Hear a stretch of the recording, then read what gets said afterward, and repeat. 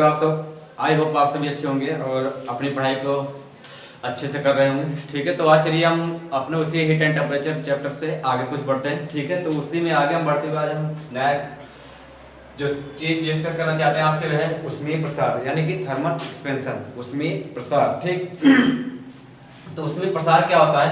अगर किसी धातु को, अगर किसी पदार्थ को क्या कहेंगे गर्म किया जाए, उसका क्या कहते हैं आकार बढ़ जाए या उसमें क्या हो प्रसार या फैले, तो उसे क्या कहेंगे? ऊष्मीय प्रसार कहेंगे। गर्म करने पर क्या उसमें फैलाव, गर्म करने पर उसमें फैलाव होता है तो उसे क्या कहेंगे? उसे क्या कहेंगे? ऊष्मीय प्रसार कहेंगे। ठीक है, अगर किसी भी पदार्थ को हम गर्म कर रहे हैं तो अगर उसमें क्या हो रहा है फैल रहा है तो उसे क्या कहेंगे? ऊष्मीय प्रसार कहेंगे। ठीक, अब देखिए यह ऊष्मीय प्रकार आपका 3 प्रकार से होता है। ठीक है, ये ऊष्मीय प्रसार आपका कितने प्रकार का होता है? 3 प्रकार का होता है। तो पहला है आपका रेखीय प्रसार,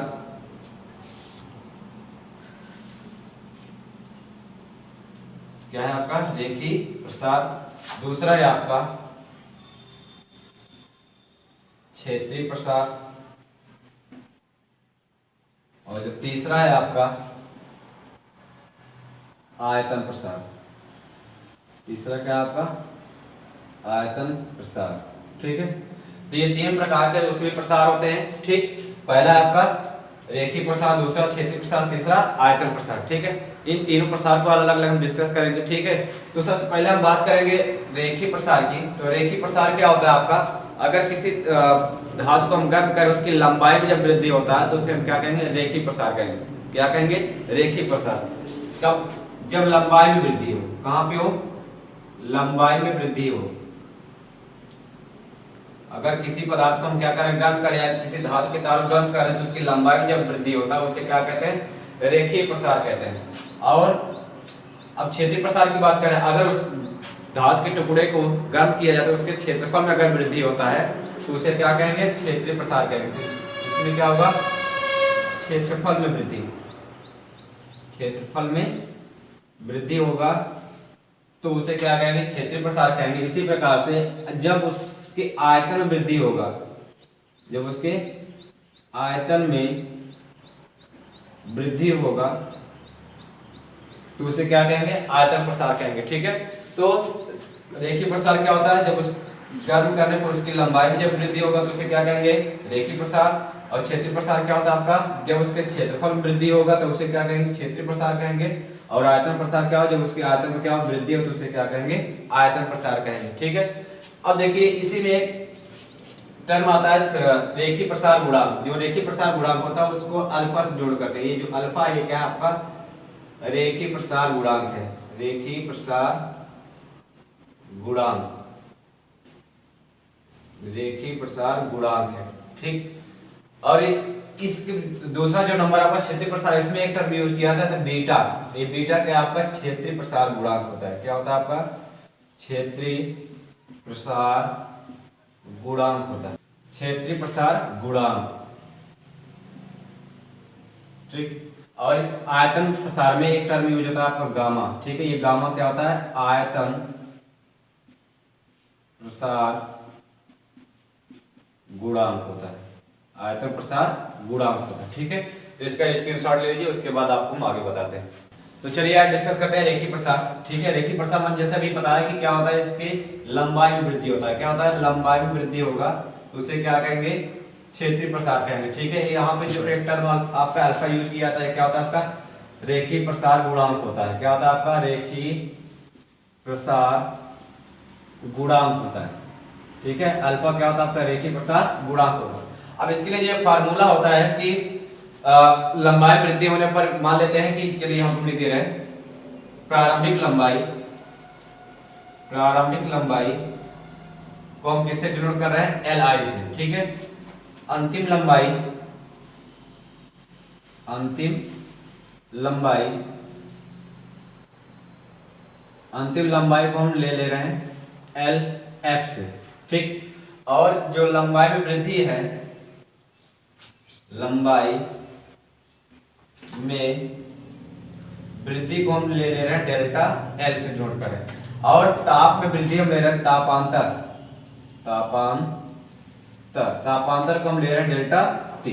तो इनमें एक रिलेशन होता है रैखिक प्रसार गुणांक के लिए, तो वो सूत्र होता है आपका एल एफ बराबर L I 1 plus alpha into delta T. ठीक है, ये एक फार्मूला है, इस पर आपके काफी सारे सवाल पूछे जाते हैं। ठीक है, तो और एक फार्मूला यही से आपका अगर आप पूछा जाए कि रेखीय प्रसार गुणांक बराबर क्या होता है, रेखीय प्रसार गुणांक अल्फा बराबर होता है डेल्टा एल अपान एल इंटू डेल्टा टी। ठीक है, ये एल आई रहेगा इनिशियल। ठीक है, ये फार्मूला है आपका। ठीक, क्या अल्फा बराबर delta L upon L I into delta T, और एक फार्मूला ये है, इससे आप क्या कहते हैं रेखीय प्रसार गुणांक पे जितने भी सवाल पूछे जाते हैं आप उसको आसानी से हल कर सकते हैं।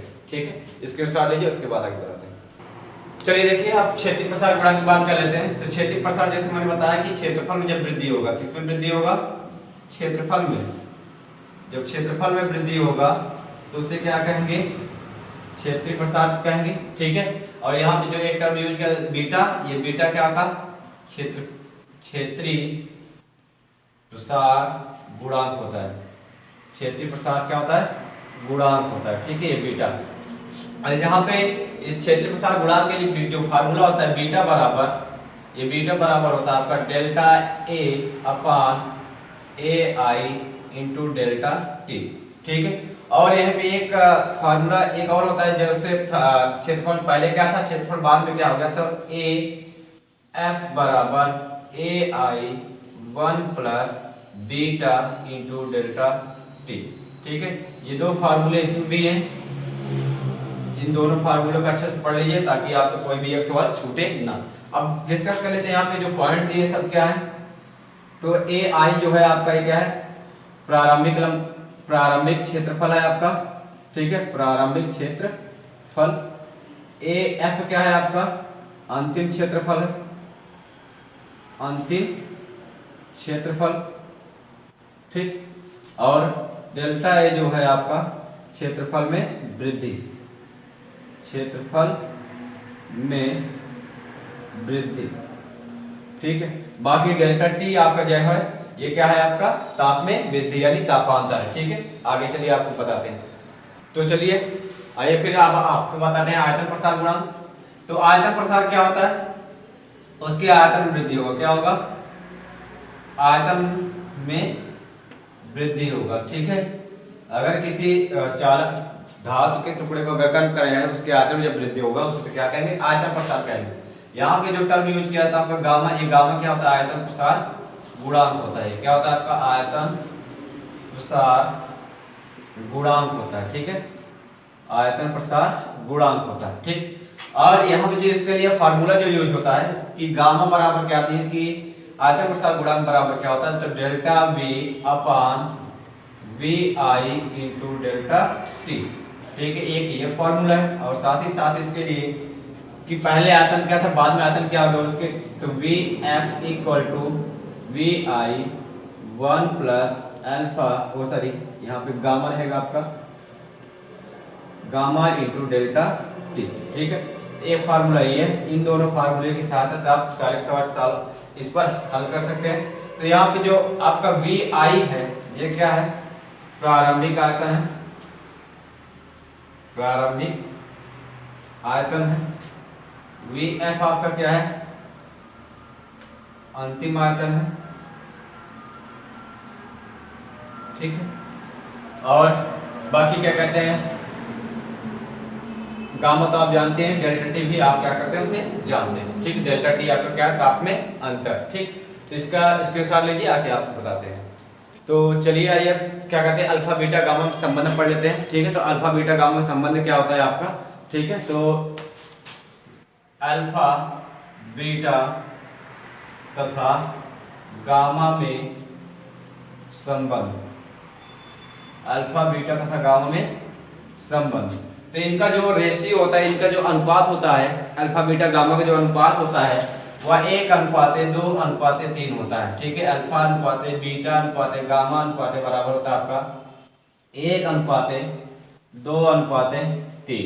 ये यही से आपके सारे के सारे संबंध निकाल सकते हो आप, ठीक है। अगर जैसे हम के अल्फा बीटा के संबंध क्या होता है, अल्फा रेशियो बीटा लेंगे, अल्फा रेशियो बीटा बराबर यहाँ पे क्या है 1:2 है, यानी कि अल्फा अपान बीटा बराबर 1/2 है। तो हम बीटा बराबर निकालेंगे तो आपका आ जाएगा 2 इंटू अल्फा या 2 अल्फा इंटू 2, यानी कि हम बीटा बराबर लिख सकते हैं 2 इंटू अल्फा होता है किसके बराबर, बीटा के बराबर। और यहीं पर अगर हम बात करें कि बीटा और गामा में रिलेशन क्या होगा, बीटा रेशियो गामा बराबर क्या होगा 2 अनुपात क्या हो जाएगा यहाँ पे 3, क्योंकि बीटा का मान यहाँ पे 2 है, गामा का मान कितना है 3, तो बीटा अपान गामा बराबर 2/3। अब 3 गुणा कर दीजिए तो 3 बीटा बराबर इसका इसमें गुणा कर तो क्या आ जाएगा 2 गामा, या बीटा बराबर निकालोगे 2/3 गामा, या अगर हम कहें कि गामा बराबर क्या होगा तो गामा बराबर 3/2 बीटा। ये दोनों सूत्र आप लिख लीजिए, इन्हीं से आपको क्या